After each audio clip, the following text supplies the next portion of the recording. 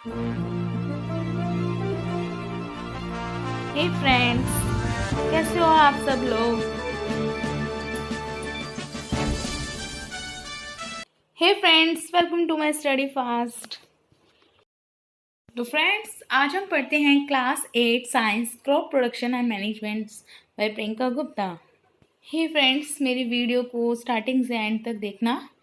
मैंने नोट्स बहुत सिंपल और इजी बनाए हैं विद इमेजेस के साथ एंड वीडियोस के साथ। तो आइए आज हम पढ़ते हैं।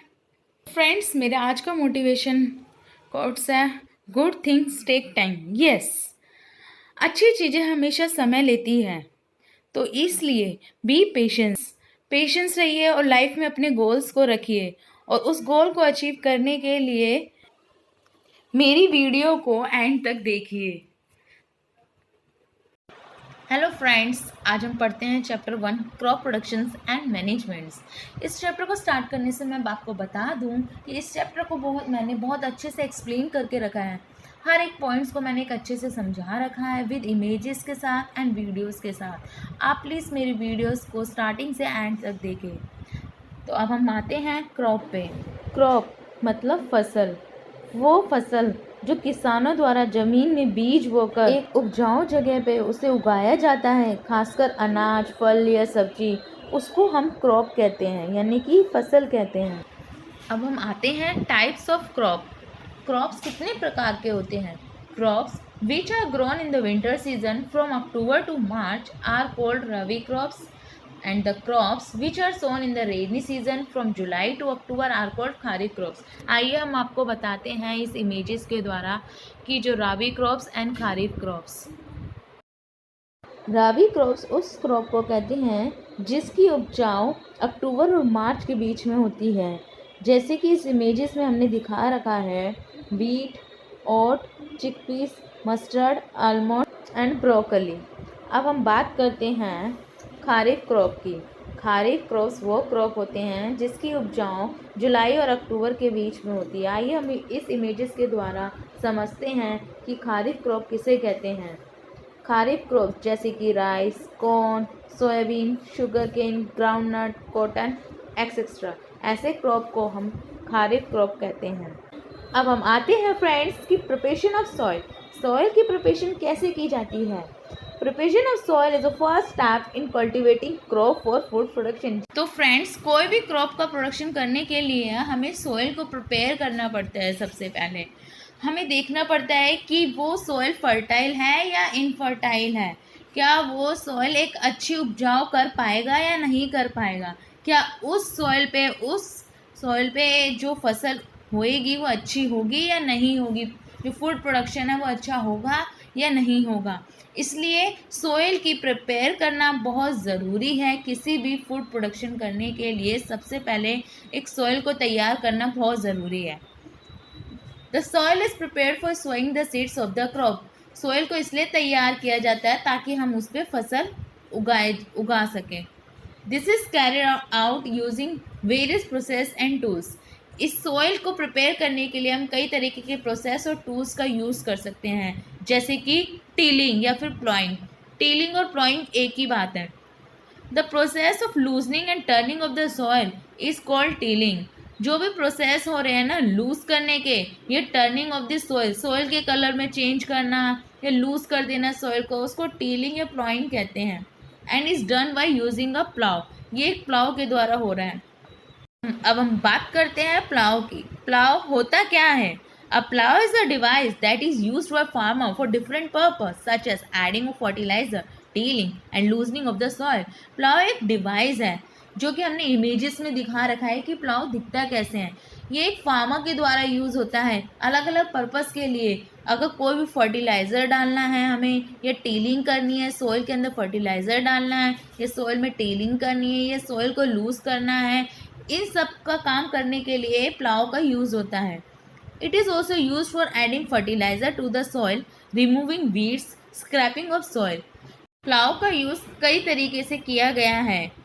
It is also used for adding fertilizer to the soil, removing weeds, scraping of soil etc। जी हाँ, फर्टिलाइज़र को ऐड करना या फिर कोई भी वीड्स मतलब कोई भी ऐसे अनवांटेड प्लांट्स जो दूसरे प्लांट्स को भी बेकार कर रहे हैं, कोई भी खराब पौधे जो और दूसरे पौधों को भी खराब कर रहे हैं, इसको हम वीड्स कहते हैं। स्क्रैपिंग ऑफ द सॉइल, अगर कहीं पे सॉइल खराब है उसको ठीक करने के लिए भी हमें प्लाव का यूज़ करना पड़ता है। The plough share is the triangular iron strip.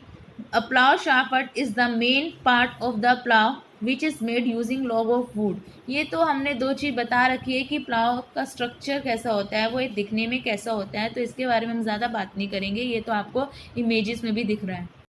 Friends, अब हम बात करते हैं हो होता क्या है। A hoe is a tool that use to dig up soil to remove weeds and also loosen up the soil before planting a sapling. जो हो ये एक टूल है जो कि क्या करता है, सॉइल को खोदता है एंड रिमूव करता है इसमें अनवांटेड प्लांट्स। वीड्स मतलब अनवांटेड प्लांट्स जो कि दूसरे प्लांट्स को भी ख़राब कर देते हैं, उसको वीड्स बोलते हैं। And also loosen up the soil, and ये क्या करता है, सॉइल को लूज करता है before planting a sapling. Sapling मतलब क्रॉप, कोई भी फसल को उपजाऊ करने से पहले हम एक हो का यूज़ करते हैं।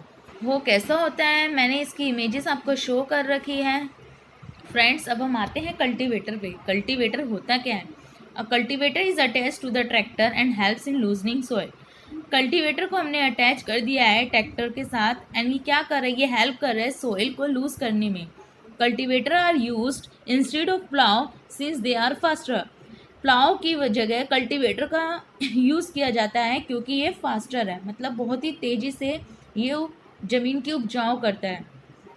मैं बता दूं कि प्लाव की जगह अब कल्टीवेटर का यूज़ किया जाता है। ट्रेडिशनल टाइम में, पुराने टाइम में हम प्लाव का यूज़ किया करते थे कोई भी प्लांट की उपजाऊ करने के लिए, लेकिन अब हम कल्टीवेटर का यूज़ करते हैं। अब दोनों में डिफरेंस ये है कि कल्टीवेटर से जो है ये एक स्पीडी मेथड है जो कि बहुत ही तेज़ी से जो है जो भी प्लांट है उसकी उपजाऊ करता है, और जो प्लाव है वो एक ट्रेडिशनल मेथड है, पुराना तरीका है जो कि पुराने टाइम में यूज़ होता है, वो एक बहुत ही स्लो प्रोसेस। कल्टीवेटर को हमने इमेजेस के द्वारा दिखाया गया है कि कल्टीवेटर होता कैसा है। अब हम आपको एक वीडियो दिखाते हैं कि कल्टीवेटर काम कैसे करता है।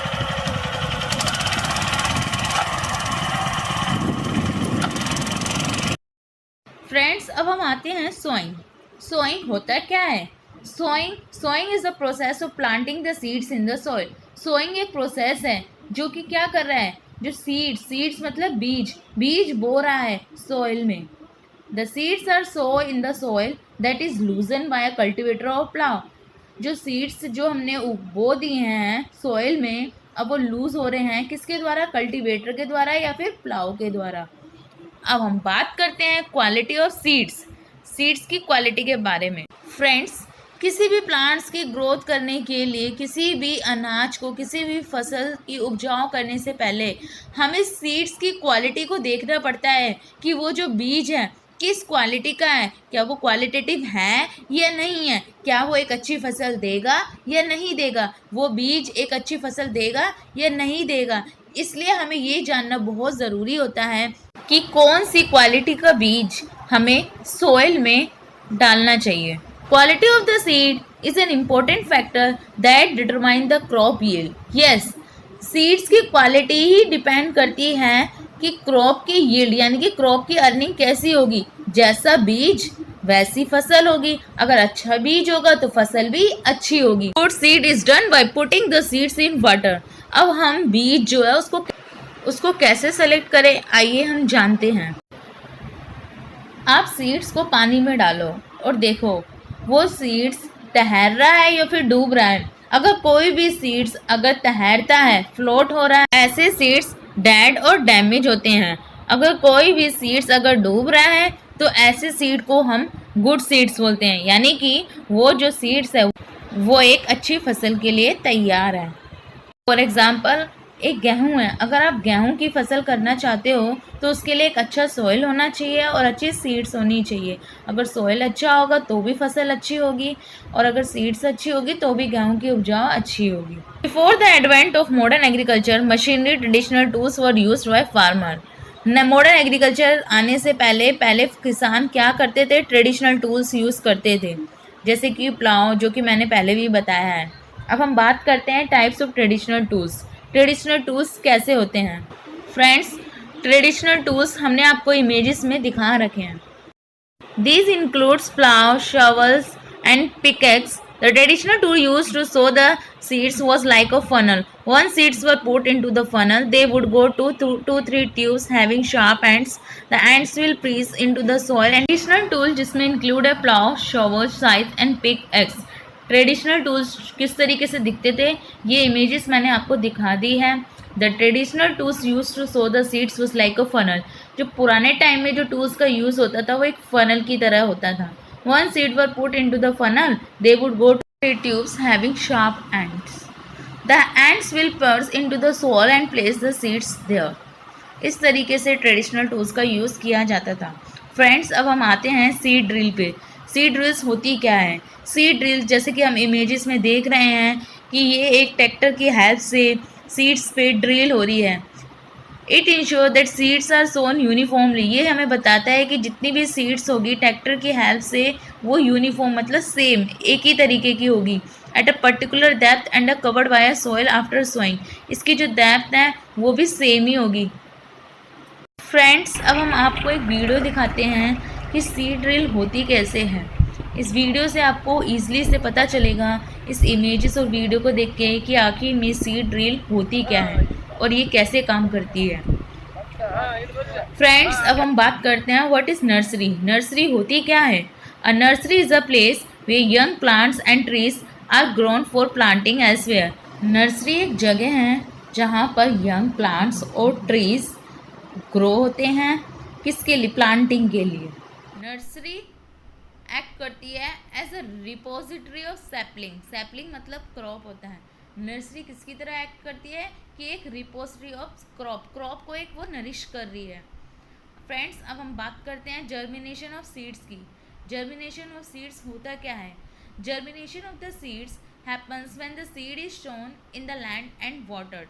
जर्मिनेशन ऑफ सीड्स, कोई भी जो सीड्स है उसकी जर्मिनेशन तब होती है जब हम जो सीड्स होते हैं यानी कि जो बीज है उसको उगाते हैं लैंड में एंड वाटर देते हैं तो उसकी जर्मिनेशन हो जाती है सीड्स की. जैसे कि कोई भी बीज गेहूँ है, हमने उसको बोआ है खेत पे, अब हमने उसको पानी दे दिया है, अब वो जो बीज है वो बड़ा हो रहा है. इसका मतलब वहाँ पे प्रोसेस हो रही है जर्मिनेशन ऑफ सीड की. A plant start to emerge from the seeds and start to grow. Plants क्या कर रहा है? धीरे धीरे ग्रो हो रहा है.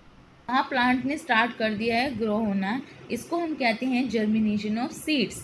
आइए हम एक पिक्चर के द्वारा हम आपको दिखाते हैं कि सीड्स की जर्मिनेशन कैसे होती है. अब हम बात करते हैं एडिंग मैन्योर एंड फर्टिलाइज़र की. मैन्योर फर्टिलाइज़र होता क्या है? Manure and fertiliser are the substance that are added to the soil to increase their fertility. जो मैन्योर है वो एक ऑर्गेनिक मैटर है और जो फर्टिलाइज़र है वो एक इनऑर्गेनिक है. मैन्योर उसे कहते हैं जैसे कि जो खाद होती है, गाय डंग होती है, जो गाय का गोबर होता है उसको हम मैन्योर बोलते हैं. जो फर्टिलाइज़र होती है वो इनऑर्गेनिक केमिकल्स होती है. फ्रेंड्स, अब हम डिफ्रेंशिएट करते हैं बिटवीन मैन्योर एंड फर्टिलाइज़र में. Fertiliser is an inorganic salt while manure is prepared from organic matter such as human waste, cow dung and farm waste. जो फर्टिलाइज़र है ये एक इनऑर्गेनिक सॉल्ट है, ये एक केमिकल सब्सटेंस है. और जो मैन्योर है वो ह्यूमन वेस्ट, कोई भी ह्यूमन है उसका वेस्ट होता है, गाय का वेस्ट होता है यानी कि काउ डंग, गोबर एंड ऑल, या फिर फार्म वेस्ट, कोई भी फार्मिंग करने के बाद जो भी वेस्ट निकलता है, कोई भी डोमेस्टिक वेस्ट, जितने भी वेस्ट वो मैन्योर में काम आते हैं. जो फर्टिलाइज़र है वो फैक्ट्री के द्वारा मैन्युफैक्चर हो गए हैं. While manure can be prepare in the farm. और जो मैन्योर्स होते हैं वो फार्मिंग एक्टिविटी के द्वारा प्रिपेयर होते हैं. Fertiliser are added in comparatively smaller quantity. कोई भी प्लांटेशन अगर हम कर रहे हैं तो फर्टिलाइज़र हम एक छोटी सी क्वांटिटी में ऐड करते हैं, जबकि मैन्योर हमें बहुत ज़्यादा क्वांटिटी में ऐड करना पड़ता है. फ्रेंड्स, मैं आपको एक और एग्जांपल देती हूँ फर्टिलाइज़र और मैन्योर का. जो मैन्योर होते हैं वो काव डंग होते हैं. तो पहले के टाइम में क्या होता था कि जो गाय का गोबर है उन सबसे प्लांटेशन की जाती थी खेती में. तो वो पहले क्या होता था, जो ये काव डंग की जो खेतीबाड़ी की जाती थी गाय के गोबर से, उससे जो उपजाऊ होती थी वो बहुत अच्छी होती थी. वो टेस्टी फूड भी होते थे, वो ऑर्गेनिक सब्सटेंस था। उससे क्या होता था कि प्लांटेशन धीरे धीरे होती थी। जैसे ही हमारे कंट्री में भुखमरी आने लगी थी तो हमारे को क्या करना पड़ा, ग्रीन रिवॉल्यूशन लाना पड़ा। High yielding variety of seeds, chemical pesticide, fertiliser को लेके आना पड़ा ताकि ग्रोथ हमारी जो प्लांट की है वो जल्दी हो जाए और हमारी कंट्री में जितनी भी पॉपुलेशन है सबकी नीड्स पूरी हो जाए। जो फर्टिलाइज़र है ये एक केमिकल सब्सटेंस है। ये क्या करता है, ये सोइल को ख़राब कर देता है। इससे प्लांटेशन की ग्रोथ ज़्यादा होती है मैन्योर से, जबकि मैन्योर एक ऑर्गेनिक सब्सटेंस है, इससे प्लांटेशन की ग्रोथ कम होती है। ये पॉपुलेशन की रिक्वायरमेंट को पूरी नहीं कर पा रहा था, इसलिए ग्रीन रेवोल्यूशन के थ्रू हम high yielding variety of seeds, chemical fertiliser, pesticide लेके आए ताकि प्लांटेशन ग्रोथ हो। लेकिन सोइल प्लांटेशन की ग्रोथ हो, ये हमारी पॉपुलेशन की रिक्वायरमेंट्स को पूरा करे। लेकिन फर्टिलाइज़र जो है इससे प्लांट ग्रोथ तो अच्छी होती है, लेकिन जो ये सोइल की हेल्थ ख़राब करता है। जबकि मैन्योर जो है ये सोइल की हेल्थ को अच्छा रखता है और इससे जो ग्रोथ है कम होती है। Fertiliser do not provide any humus to the soil. जो फर्टिलाइज़र है कोई भी ह्यूमस नहीं देती है सोइल को, जबकि मैन्योर प्रोवाइड करती है कई सारे ह्यूमस सोइल को। अब ह्यूमस होता क्या है, ये इंपॉर्टेंट पॉइंट्स मैंने आपको बता रखा है। It is a dark colour substance found in the soil. Humus is made up of dead and decaying organism. The micro organism live upon the decaying matter and convert it to the humus. जो humus है ये एक dark colour substance होता है जो कि soil के अंदर पाया गया है। ह्यूमस जो है ये एक डेड एंड डिकेइंग ऑर्गेनिज्म से बने होते हैं। The micro organism lives upon the decaying matter and convert it to the human. जितने भी माइक्रो ऑर्गेनिजम्स होते हैं वो डेड एंड डिकेइंग ऑर्गेनिज्म पे सर्वाइव करते हैं और क्या करते हैं, जो सोइल पे ह्यूमस पैदा करते हैं। तो जो मैन्योर है कई सारा ह्यूमस प्रोवाइड करता है सोइल पे, जबकि फर्टिलाइज़र जो है ह्यूमस नहीं प्रोवाइड करता है सोइल को। ह्यूमस का मैं एक और एग्जांपल बता दूं, जैसे कि पौधों के पास जो ऑर्गेनिज्म होते हैं वो मरे हुए माइक्रो ऑर्गेनिजम्स को खाते हैं, फिर वो न्यूट्रिशन रिलीज़ करते हैं सोइल पे और वो ह्यूमस बना देते हैं सोइल को। फ्रेंड्स, इंपॉर्टेंट पॉइंट में हमने ह्यूमस के बारे में पढ़ लिया है। अब हम बात करते हैं डीकम्पोजर। कोई भी ऑर्गेनिजम्स जो dead and decaying plants and animals को खाता है और कन्वर्ट कर देता है ह्यूमस में, उसको डीकम्पोजर कहते हैं। फ्रेंड्स, मैंने इमेजेस आपको शो कर रखी है डीकम्पोजर की। अब हम बात करते हैं disadvantage of using fertiliser. Fertiliser को यूज़ करने के डिसएडवांटेजेस क्या है, क्या घाटे हैं। Excessive use of fertiliser can cause pollution. अगर हम बहुत ज़्यादा फर्टिलाइज़र का यूज़ करते हैं तो ये क्या करता है, पॉल्यूशन करता है, हमारे सीड्स को पॉल्यूट करता है और एनवायरनमेंट को भी पॉल्यूट करता है। It can also change pH of the soil in certain rare cases. ये क्या करता है जो पीएच है सॉइल का उसमें उसको भी चेंज करता है कुछ रेयर केसेस में। फ्रेंड्स, अब हम बात करते हैं leaving the land fallow. When land is left fallow for a certain period of time, the land replenishes its nutrients by itself. जब काफ़ी टाइम तक जब लैंड ऐसे ही पड़ा रहता है तो वो थोड़े टाइम बाद न्यूट्रिएंट्स पैदा करता है। This land can be use for agriculture again. तो वो जो लैंड है एग्रीकल्चर को फिर से खेती बाड़ी करने के लिए तैयार हो जाता है। फ्रेंड्स, अब हम बात करते हैं क्रॉप रोटेशन की। इस इमेजेस के थ्रू मैंने आपको समझा रखा है कि क्रॉप की रोटेशन कैसी होती है। पहले हम बात करते हैं कि क्रॉप रोटेशन होता क्या है। Crop rotation ensure that the same crop will not grow continuously and lead to the erosion of the soil fertility. By growing crops that require different sets of nutrients, we can ensure the soil fertility is restored. Friends, crop rotation होता है कि एक ही field पे कई सारे crop की उपजाऊ होना, कई सारे क्रॉप की पैदावारी होना। तो हम इस फिगर के थ्रू आपको बताते हैं कि तो फ्रेंड्स, क्रॉप रोटेशन हम करते क्यों हैं, क्रॉप रोटेशन के फ़ायदे क्या हैं। एक्चुअली पहले क्या होता था, लैंड रोटेशन होता था, एक ही फील्ड पे एक ही क्रॉप को उगाया जाए। उससे क्या होता था कि एक ही लैंड पे एक ही क्रॉप उगेगा तो क्या होता था, जो सॉइल की जो फर्टिलिटी है वो कम हो जाया करती थी। क्योंकि अगर एक ही बहुत सारे क्रॉप हैं जो कि न्यूट्रिशन ज़्यादा लेते हैं, अगर न्यूट्रिशन वो ज़्यादा लेंगे लैंड पे तो सॉइल की फर्टिलिटी हो जाएगी। तो इसलिए हम क्रॉप रोटेशन लेके आए ताकि एक ही लैंड पे हम कई सारे क्रॉप को उगा सके और एक साइकिल की तरह जो है हम क्रॉप का रोटेशन उपजाऊ कर सके। क्योंकि कुछ क्रॉप होते हैं जो कि ज़्यादा नरिशमेंट लेते हैं, न्यूट्रिशंस लेते हैं, कुछ क्रॉप जो है कम न्यूट्रिशन ले सकते हैं। इसलिए हम क्या करते हैं कि पहले हम जो क्रॉप ज़्यादा न्यूट्रिशन लेता है हम वो लगा देते हैं, उसके बाद में जो क्रॉप कम न्यूट्रिशन लेता है उसको लगा देते हैं, फिर उसके नेक्स्ट में जो क्रॉप ज़्यादा न्यूट्रिशन लेता है, ऐसे ही ऑल्टरनेट हम जो है क्रॉप को हम लगा देते हैं। आते हैं फ्रेंड्स वीड्स से। अब हम बात करते हैं वीड्स क्या होता है। Weeds are undesirable plant that may grow naturally along with the crop. जो वीड्स होते हैं ये एक अनडिज़ायरेबल प्लांट्स होता है, अनवांटेड प्लांट, जहरीला पौधा जो कि ग्रो होता है अपने आप ही अलोंग विद द क्रॉप, यानी कि और क्रॉप के साथ और फसल के साथ अपने आप ही ये जो पौधा है आ जाता है।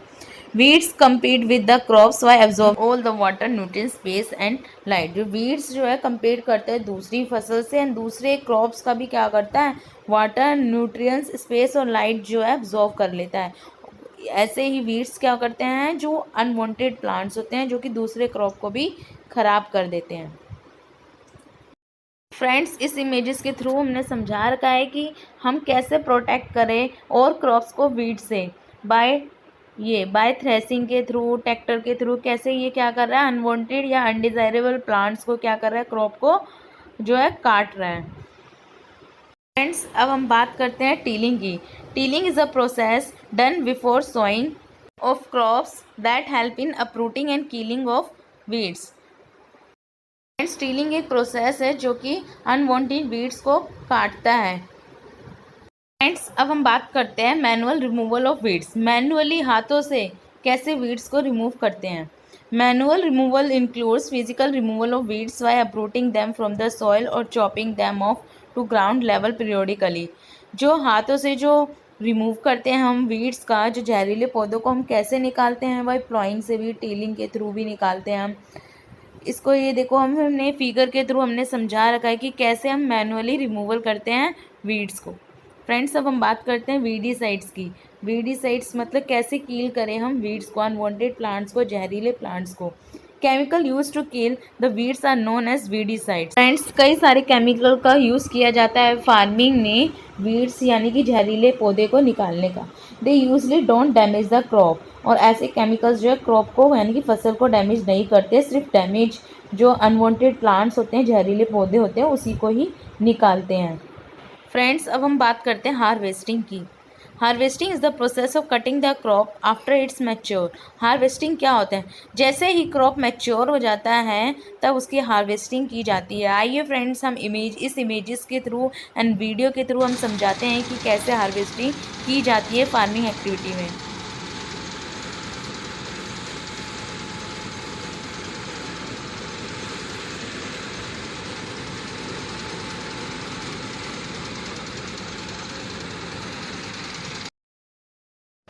फ्रेंड्स अब हम बात करते हैं methods of harvesting. Harvesting is done by two method. दो तरीके के द्वारा हार्वेस्टिंग की जाती है। The first one is manual method where a sickle is used. Second is the mechanical method where a huge machine called harvester is used.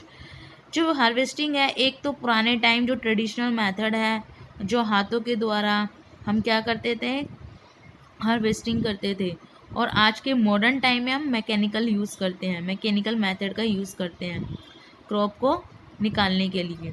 Friend जैसे कि अभी मैंने आपको वीडियो दिखाई थी कि कैसे मैनुअली और मैकेनिकली जो है हार्वेस्टिंग की जाती है, क्रॉप को कैसे निकाला जाता है, मैंने आपको दिखा दिया है और आपको पता भी चल गया होगा कि हार्वेस्टिंग सिस्टम कैसे वर्क करता है। चलो अब हम बात करते हैं थ्रेसिंग की। थ्रेसिंग क्या होता है, separation of seeds and grain. Seeds और ग्रेन को सेपरेट करने को थ्रेसिंग कहते हैं।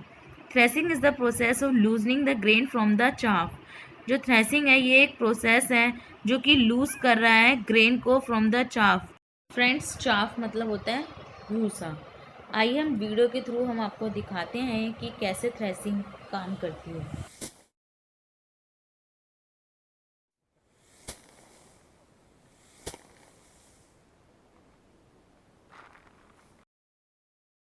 फ्रेंड्स अब हम बात करते हैं विनोइंग की। विनोइंग होता क्या है, विनोइंग एक सूप होता है। पुराने टाइम में हम सूपों का यूज़ करते थे, जैसे गेहूँ है उसको हम सूप से क्या करते थे, हम साफ़ करते थे। Winnowing is the process of separation of grain seeds from the chaff, chaff मतलब भूसा, using the help of the wind, wind की हेल्प से हम क्या करते थे, जो सीड्स हैं और ग्रेन है उसको सेपरेट करते थे। Due to the wind the lighter chaff flies away and the heavier grains fall down. Due to the wind, हवा से क्या होता था, हम जो जो गेहूँ से आजकल हम घर पे भी कभी भी गाँव में आज भी हमने देखा है कि लोग काटते हैं, जो सूप होते हैं उसके अंदर गेहूँ डाल के उसको साफ़ किया जाता है।